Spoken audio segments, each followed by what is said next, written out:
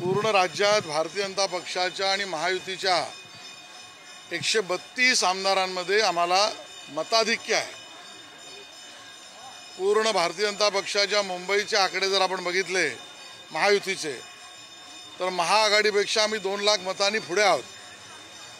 आणि त्यामुळे या सगळ्या खोट्या असत्य प्रचारानंतर सुद्धा एकमेकाच्या हातात हात घालून खोटं पसरवून 10 पक्ष एकत्र येऊन सुद्धा 132 विधानसभेमध्ये महायुती पुढे आहे, यातच सगळं काही समोर आलेलं आहे। मात्र याचा फटका विधानसभेला दिसेल का? कारण का महाविकास आघाडीच्या जागा जास्त आहेत, लोकसभेच्या 30 जागा आहेत, तर मग विधानसभेला देखील त्यांच्या जास्त जागा येऊ शकतात अशी शक्यता आता वर्तवली जाते। मला वाटतं स्वप्न नक्की जरूर बघावं।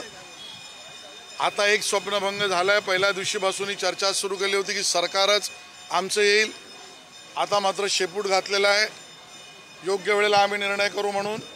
अशाच बऱ्याच शेपट्या काही काळानंतर घातलेल्या दिसतील, आज मी त्याच्यावर भाष्य करत नाही। तर मुंबईमध्ये जर आपण पाहिलं तर मग मराठी जो मतांचा फटका आहे तो कुठेतरी बसलाय का महायुतीला?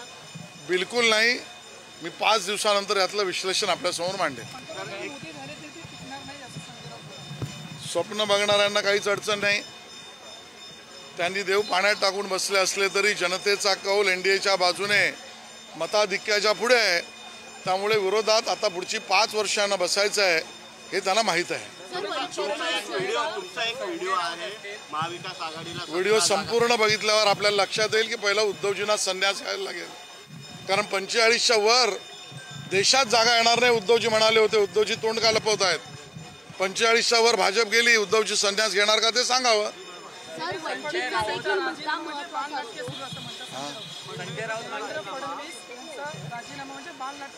मला वाटतं जे रोज करतात त्यांना सगळं तेच दिसतं।